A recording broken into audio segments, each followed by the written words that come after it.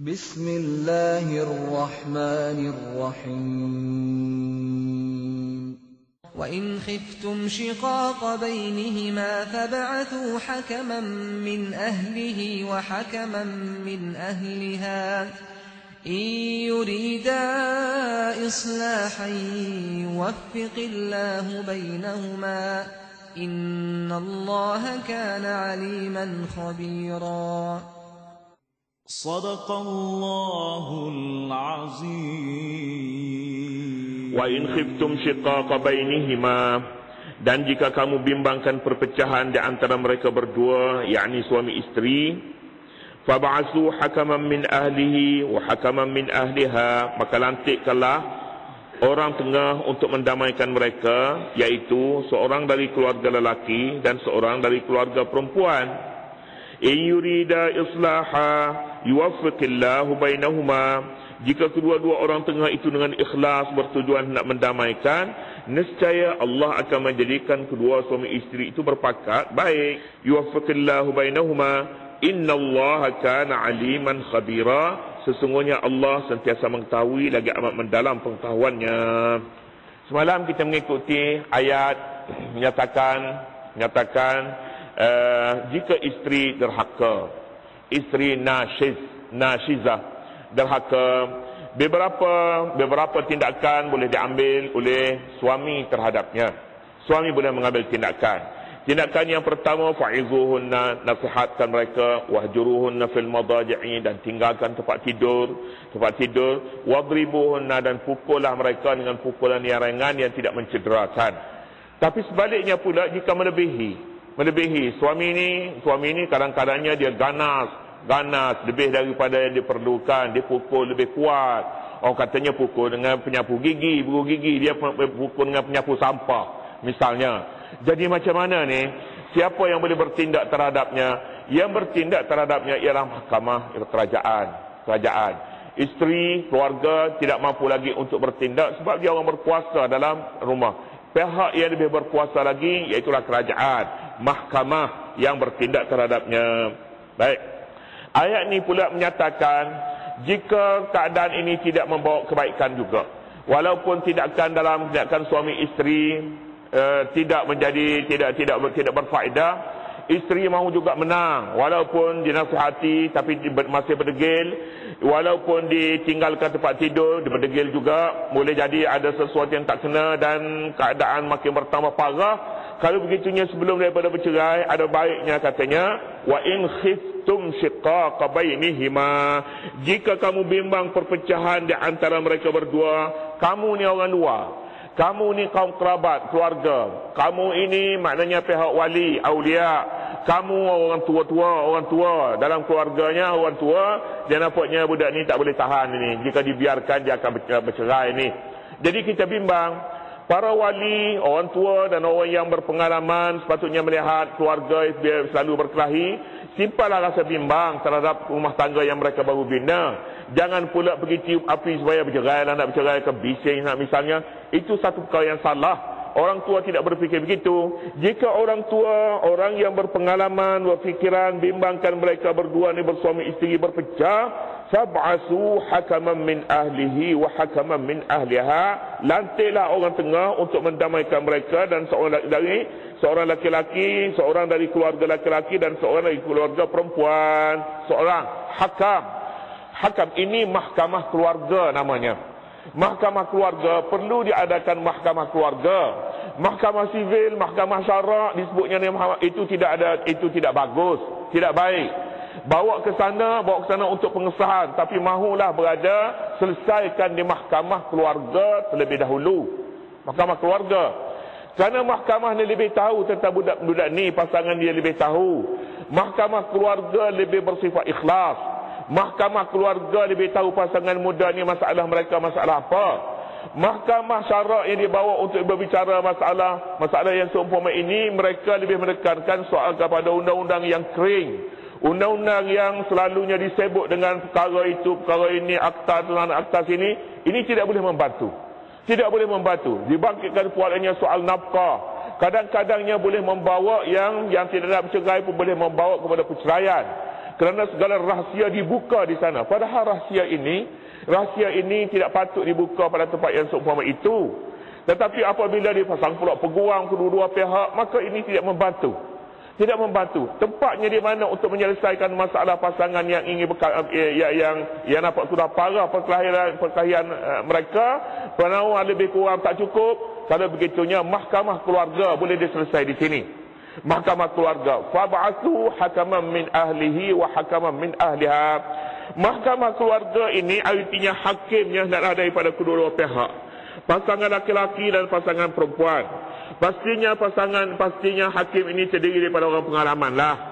Orang yang berpengalaman dalam soal pandangannya jauh, pemikirannya jauh, juga mempunyai kata-kata yang didengar oleh keluarga dan masyarakat. Nanti dia jadi hakim, wakil daripada seorang wakil daripada laki-laki dan seorang wakil daripada perempuan. Wakil. Kaum kerabat mahunya. Kaum kerabat, jangan panggil orang luar, orang pencen pergi jadi hakim di sini pula ni, jangan. Dia pun ada kepentingan juga. Dia pun ada juga pengalaman peguam dulu. Jadi tidak sesuai di sini. Tak boleh. Mahu orang tua dalam keluarga itu hakaman min ahlihi wa hakaman min ahliha. Kita sebutnya tadi, kes-kes yang seumpama ini boleh dikendalikan berdasarkan orang yang berpengalaman lebih tahu tentang orang muda, emosinya tinggi, kasih sayangnya, cintanya masih segar, masih pada peringkat awal. Jadi kalau begitu, mahulah hakim ini memahami masalah ini. Kadang-kadang berbaki ini soal nafkah lebih kurang. Di sini tempatnya jika dibongkarkan apa yang nak dibongkar pun dibongkar dalam keluarga. Kadang-kadangnya dalam masa ini dia bongkar habis, dia sebut habis perkara yang dia nak sebut. Boleh, pasal apa? Bukan orang lain ini hakim ni. Bukan orang lain. Boleh jadi pak mentuanya, mak mentuanya pun ada barangkali pendengar. Jadi oleh kerana itu lebih senang untuk diselesaikan masalah. Hakim di sini tidak nak bangkitkan masalah siapa salah, siapa tak salah. Tetapi masalah mereka untuk menyelesaikan, untuk mendamaikan. Mereka lebih banyak untuk menolong daripada merujuk kepada hukum dan undang-undang. Kadang-kadangnya kedua-duanya bersalah, dan kadang-kadangnya boleh jadi ada pihak yang bersalah, tak nak dibangkitkan siapa yang bersalah di sini. Tapi mahu mereka berdua ini damaikan. Saya satu ketika ada dengar satu pengalaman ini pak mentua dengan mak mentua, besan dengan besan pun adalah mari nak damai. Satu perkelahian yang berlaku antara anak menantu. Datang ni kemudiannya masing-masing berkelahi, marah antara satu dengan lain sehingga sebut apa yang tak patut sebut pun. Barang-barang dalam kain pun sebut habis. Jadi ini dia. Jadi sesuai ke dalam mahkamah yang dihadiri oleh orang lebih ramai? Tak sesuai. Tetapi bila ada pihak yang ikhlas, mak mentuanya cakap macam mana? Mak mentua yang kata awal baliklah, dia kata mak ayah dulu macam tu juga.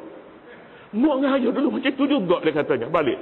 Bagaikan api yang disiram air, padam terus. Balik. Tengok.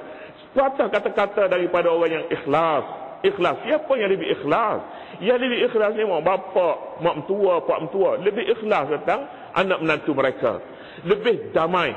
Ini mahkamah keluarga, mahkamah yang ada yang hanya wujud di dalam Islam saja. Dalam Islam saja wujud mahkamah ini. Di luar Islam tidak ada sistem ini. Sistem ini sebenarnya ada hakaman min ahli hakam. Hakam maknanya dia mempunyai otoriti yang cukup. Apabila dia cakap hendaklah dipatuhi. Bukan mahkamah yang tidak rasmi. Tidak.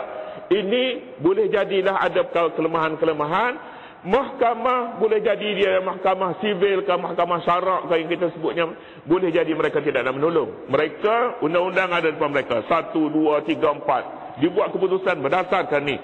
Tidak ada perasaan ingin lebih kurang untuk menolong, untuk membantu, tidak ada. Apalagi pula jika peguam yang dibayar, dia ada peguam pun ada kepentingan di belakangnya pula. Jadi oleh kerana itu tidak ada guna. Bukan tidak ada guna selepas ni. Barangkali mahkamah keluarga yang lebih berfaedah untuk menyelesaikan masalah. Fab'athu hakaman min ahli. Kes suami isteri ini sulit kita sebutkan tadi. Bila dia sulit, sepatutnya dibicarakan dalam tempat yang sulit juga. Tempat yang sulit, orang lain tak boleh dengar.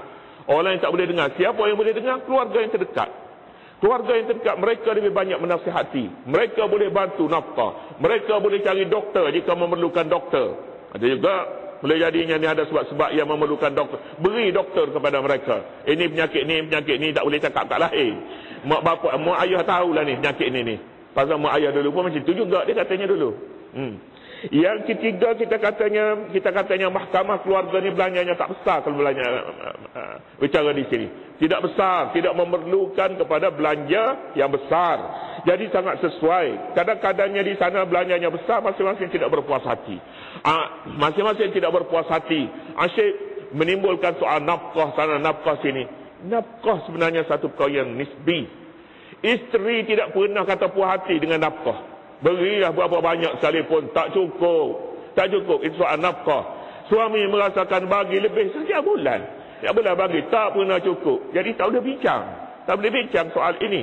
Yang boleh bincangnya ialah dalam satu suasana persepahaman yang di sana pulanya mesti wujud hakam ini yurida islaha. Kalaulah mereka berdua ni mahu damai, mereka berdamai. Kalau dah ada tujuan niatnya untuk berdamai, yuwaffiqillahu bainahuma. Nescaya Allah beri jalan kepada mereka untuk diselesaikan. Tapi kalau masing-masing datang di sini hakam pun, pak mentua pun dia bawa gendang nak palu kat sini, tak adalah baliklah. Kalau masing-masing datang nak palu gendang juga. Lak anak menatu sudah, anak menatu. Kemudiannya pak mentua diam, dengar saja masalah dan selesai. Jangan pula asyik nak bela anak masing-masing. Ataupun dia kiranya anak dia, menantu tu orang luar bukan anak dia, tak ada boleh selesai masalahnya. Ini pandangan yang sekat. Sebab itulah hakam mahulah daripada mereka yang muhannad ini orang yang berpengalaman jauh, orang yang sudah mempunyai cukup pengajaran. Dia kata macam mana? Wa in khiftum shiqaqa bainihima, jika kamu bimbangkan perpecahan di antara mereka berdua, yakni suami isteri, pasangan ini kita nampaknya sudah parah, bimbang dia shiqaq maknanya pecah, syaqqa yashqu, pecah. Kalau bimbang sudah pecah, bagaimana nak buat? Sab'asu hakaman min ahlihi wa hakaman min ahliha, bangkitkanlah. Bangkit di sini fab'asu maka lantik hakam maknanya hakim, hakam maknanya pengadil, hakam datangnya daripada perkataan hukum pun hakam jugalah. Ini menunjukkan bahawa keputusan yang dibuat oleh pengadil ini, oleh wakil yang dilantik dari dalam keluarga mempunyai kuasa untuk menjatuhkan hukum. Kalau dia kata awak kena bayarlah sikit sangat tu, 100 bulan belanja keluarga awak bagi 100 bulan, tak boleh, ini sikit sangat. Ataupun macam mana awak selalu bekerja outstation saja ini sampai 2-3 minggu, bulan duduk kat luar ni, tak balik ke rumah ni, balik rumah misalnya macam tu. Tak ada belanja nak balik, ambillah duit mak mentua ke, bantulah sikit. Pasal apa? Kalau lihat anak menantu ni lemah, tidak cukup belanja nafkah misalnya. Jadi ininya ni hakam ini jujur dan ikhlas. Tidak adil kalau datang hakam ni daripada satu pihak. Mahulah min ahlihi seorang, min ahliha pula satu orang. Laki-laki daripada pihak laki-laki satu, pihak perempuan juga satu. Mereka dilantik untuk mendamai, bukan untuk berkelahi. Kadang-kadangnya hakam daripada dia berkelahi satu sama lain pulanya. Tak ada, bukan macam tu. Dia dibangkit pulanya anak awak yang salah. Tidak, anak awak tak balik ke rumah. Anak awak tak layan dia. Macam tu. Kalau begitunya bersurah ke puan tua dengan Tok Besan kalau macam tu. Fab'atu hakaman min ahlihi wa hakaman min ahliha in yurida islaha yuwaffiqillahu bainahuma. Kalaulah mereka berdua hakam itu mungkin ikhlas, dia datang dengan suci hati ingin menolong betul-betul, ikhlas mempunyai barakah padanya. Keikhlasan bawalah ke mana-mana pun akan ada hasil dan natijahnya yang baik. Kalau kedua-duanya datang, seorang tak jadi. Seorang nampak ikhlas tapi seorang lagi tu tak boleh. Dia asyik dia bangkit kau 4-5 tahun dulu lagi. Tak selesai. Jadi kalau yang kedua-duanya ini mahukan ikhlas, yuwaffiqillahu bainahuma, Allah akan tunjuk jalan untuk selesaikan di antara keduanya. Taufik Taufik ni maknanya masuk. Dia boleh masuk. Itu maknanya taufik. Taufik boleh masuk. Maknanya misalnya kita katakanlah dalam satu perkara ini kita nak cari jalan bagaimana untuk nak dimasukkan. Telus. Kita sebutnya bahasa sekarang ni. Yuwaffiqillahu bainahuma, nanti ada jalan telus di antara keduanya.